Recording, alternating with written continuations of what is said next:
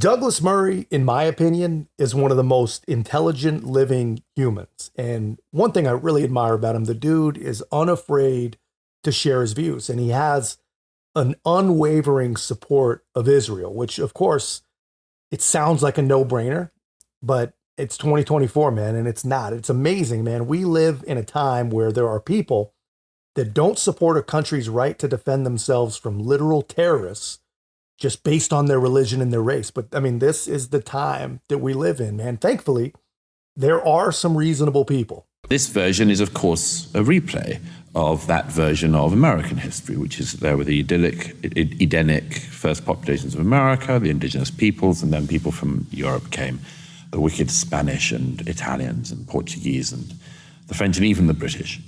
Come and do their thing. And so they just put this version of history onto the Middle East. To those people, I would say, fine, you can do that if you want. Now let's do Britain. Want to play that game? You sure? You better not get the British started. So what he's talking about is pretty interesting, man. He's talking about the question of what and who is indigenous and how far do you want to go back? You know, the crazies on the left, they've gotten all wound up about the fictional nation of Palestine. They seem to want to handpick a moment in history, just a frozen moment in history that everything should go back to. You know, they want the Jews out of the fictional nation of Palestine is really what they want, because Israel didn't exist as a nation in the 1930s. But the question I think Murray is asking is, why pick that moment? What about before that? You know, we see the same argument here in the US. You know, the crazies say you and I are just a bunch of evil colonizers and we need to give the land back to the natives. But the question is, which ones? You know, tribes were at war and displacing each other over and over and over again long before evil straight white males showed up. You want to play the indigenous people own the land first game and the other people should off? Well, it's 60 years of mass migration into the UK. Who are the indigenous peoples of the UK? People who've been here the longest. Who are the settlers? Who are the illegal settlers in Britain? Oh, well, that would be the people who've arrived.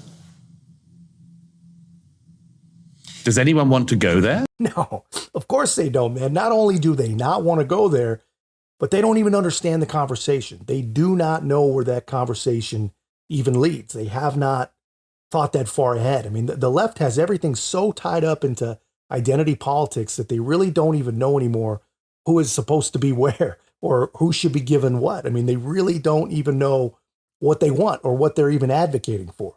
Are Australians becoming too afraid to be proud of their own country?